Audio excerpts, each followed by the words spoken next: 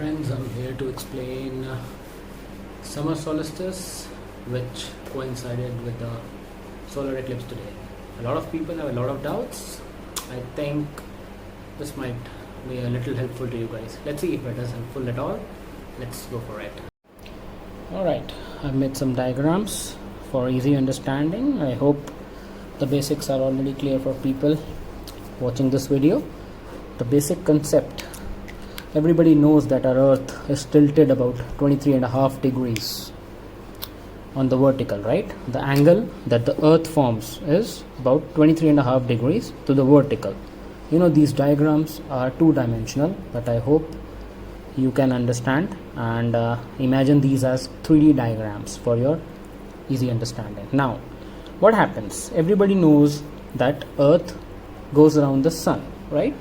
In around 365 days in a year, and it completes the full revolution. What happens? In this full revolution, earth passes through these 4 important points in the orbit. Just remember, it is elliptical. It is not a circle, the orbit around the sun. What happens when the earth reaches these 4 points? What happens? Today is 21st January, as we all know. Basically, what I'm going to explain is about this date, the hype about this date, that is 21st June. This is called the summer solstice.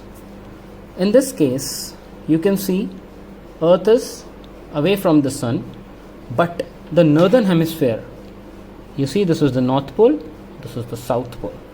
Okay, in this case, when the earth is tilted on its vertical, the northern hemisphere gets most of the sunlight. So we have summers in the northern hemisphere, and as a result, winter in the southern hemisphere. You see this shaded portion? When the sun is facing the earth, this semicircle, that is half the earth, is white, and the other, that is night, you can call it, the shaded portion. What happens when earth stays here and rotates on its axis continuously, like right now in the months of June? From March to September, the earth will remain in this section, in this segment of the orbit. What will happen? The tilted part of the earth, that is the northern hemisphere, towards the sun, there will be summer season. So as a result, 21st from March to September, we have mostly summers in the northern hemisphere, and in the opposite region, you can see here, when the southern tip, that is the southern hemisphere, is tilted towards the sun, so we have summers in the southern hemisphere, that is countries like Australia, New Zealand, they'll have summers here, and there will be winters in the northern region, Gulf countries, India, Russia, all the countries that are in the northern hemisphere. Why am I telling you this? Basically, this was to tell you that this date, 21st June, is called the summer solstice. Why? That I'm going to explain it after this. But for now, just remember 21st June, then September, this comes in December, and this is March. These two, when the sun is on the equator, that is declination of the sun is 0 degrees. These 2 points are called the equinoxes. When it happens in September, while the sun goes from south to north, the declination reduces. It is called the autumnal equinox. And the opposite, when the sun's direction is from south to north, it is called the vernal equinox. Okay. Now, as you can see, we come to the second diagram. Why did I tell you this about 21 and 23.5 degrees? The main reason behind is, you see, earth, I've shown a diagram for you guys. This is earth, this is the equator, right? You can see equator. Now what happens? To understand what exactly is happening in the solar system, we consider this universe as a celestial sphere. You see, that means earth is here, all the planets and the stars are all inside this celestial sphere only. Like you see the roof on your head, that the sky, it is all here. Now, basically, celestial sphere is the projection of the earth on the universe. This is an imaginary sphere. Now what happens? You see this equator?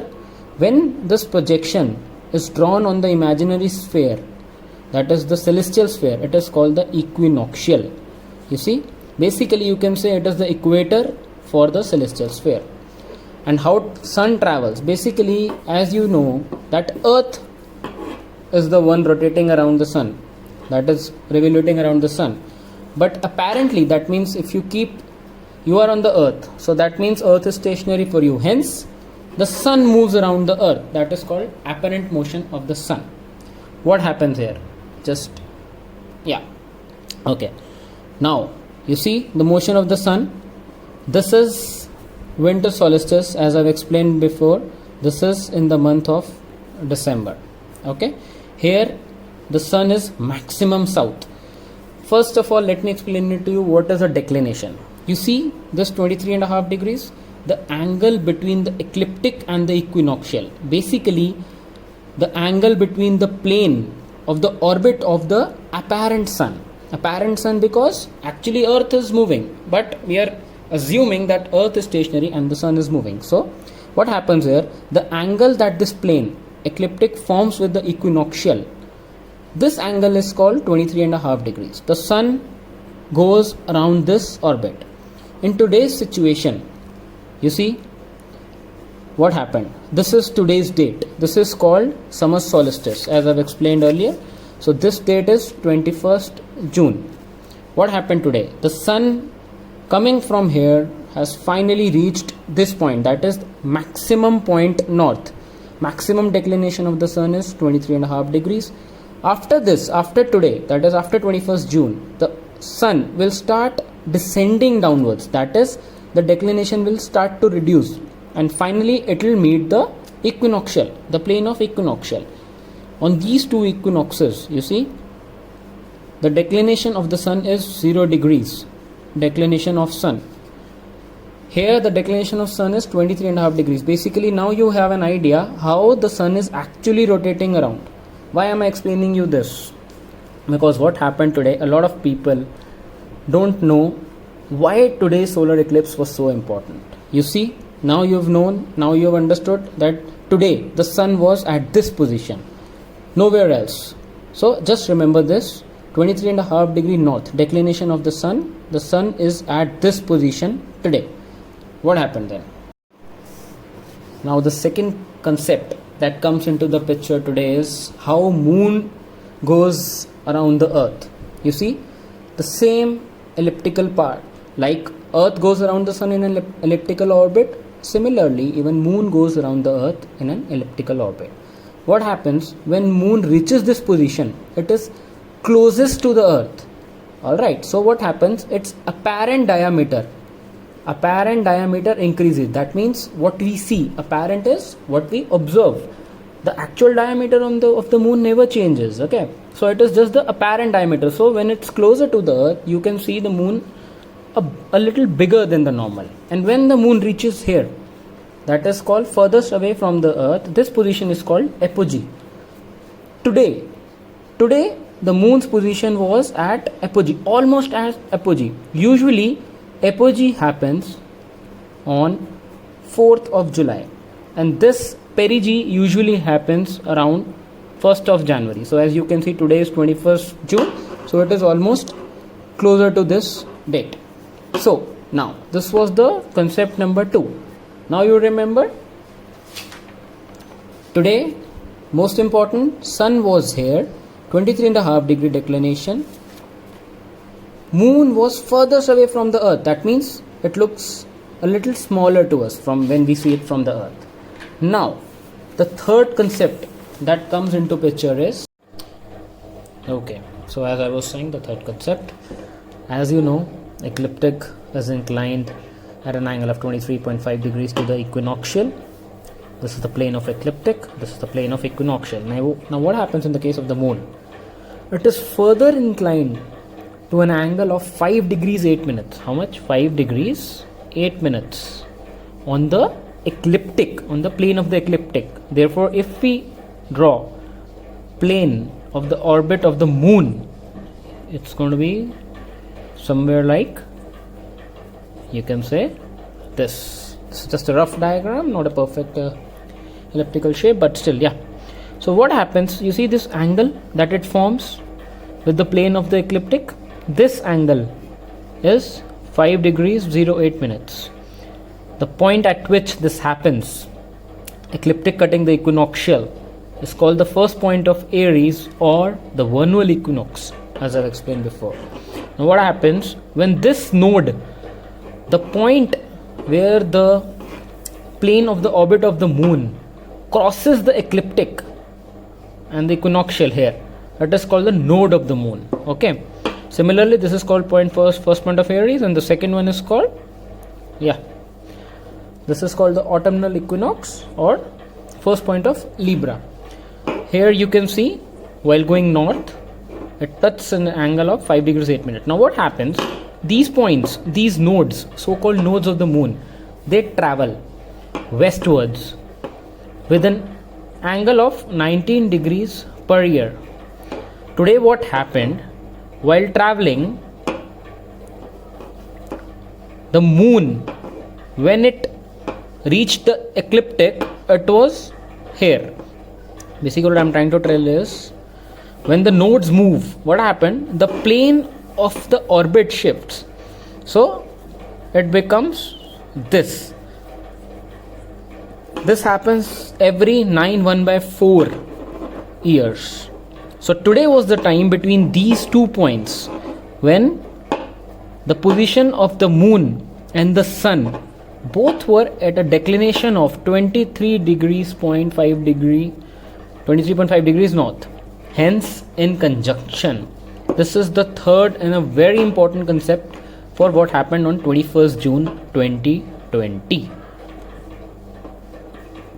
Alright, so after this I'll go to the next concept. Now you see, this is a regular solar eclipse. You see, this is the sun, this is the moon, this is the earth. What happens is, in a solar eclipse, moon comes in between sun and earth. For this to happen, it is very important that all 3 centers are in the same line, that is, they are in conjunction with each other. What happens in a what happens in a regular solar eclipse? This is the sun, this is the moon. The shadow, you see, the light of the sun that does not reach earth, it creates a shadow in this area. This is the shadowed area. What happened? People living here in this part of the earth, when they face towards the sun, they will not be able to see the sun. Hence, they will have total darkness, which is also called total solar eclipse. This is not what happened today. I am just explaining to you what is a solar eclipse. You see, the shadowed area, it is called the umbra region, and the area where little light reaches, that is, if you are somewhere here, you might see the sun, but a little hazy, or the shape will not be the perfect circle. You see, so this area is about 4,000 miles, and the area on which the shadow falls is maximum 170 miles. So basically the area covered in this 170 miles, only this area will have total darkness, and you have seen in the daytime also there is total darkness when the total solar eclipse occurs. Now this is the case when the sun is at perigee. Perigee means when the moon is closer to the earth. Moon is at perigee, What happened today? I'm going to that now. This is the sun, this is the moon, this is the earth. In the same way, moon was casting a shadow on the earth, but due to the distance that is more in this position, you remember, moon is at apogee today, 21st June. So what happened? The shadow, the cone that was being formed, it did not reach the earth. So what happened? Because of this, you see, this is a basic concept of light, how it travels. So this area, that is in the northern hemisphere, in the Gulf area, what we saw today, a disk, because all the light that is coming from this area, it reached here. Alright, and due to refraction, this is bending of light due to refraction. I will not get into the concept, but all the people in this area could see the ring around the sun, because light could pass on the outer diameter and reach there. In the case above, there was no light here, it was total darkness. Today what happened, because of the distance between earth and moon, people here could see the ring around the moon. Similarly, people in this area, that is the penumbra area, again they saw the hazy. They saw 2 or 3 phases. Somewhere they saw crescent, that is this shape of the sun, depending on how far they were from this umbra region. Some people could see this shape, that is called the gibbous. Basically, depending on how far you are from the center of the shadow, you'll get the shape of the sun. So, why today was a different solar eclipse than normal?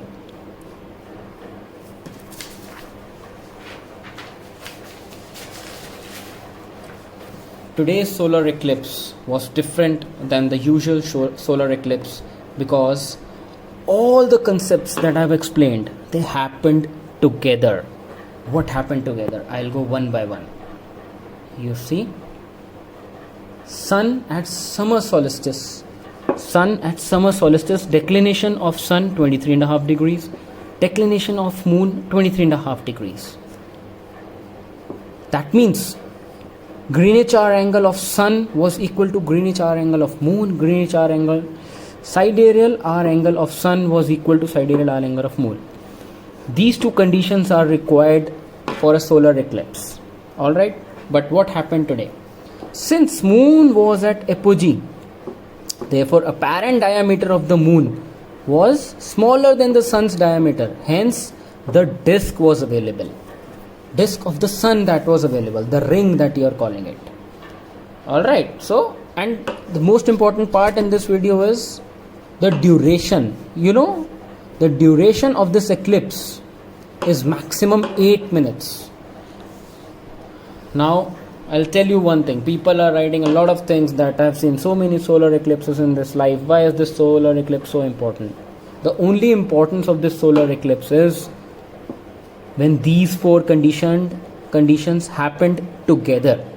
Usually 2 out of 4, 3 out of 4 conditions take place together. Today, all these conditions were together in place. Hence, this happens only in about 900 to 800 years. And never again. You will not be able to see this phenomena for the next 900 years, my friends. I hope this helps, and I'm not even sure if my voice was clear. So if you need any more details and if you feel that this was helpful to you in some way, please let me know, and I shall make some other videos with some other concepts as per my knowledge. Thank you so much.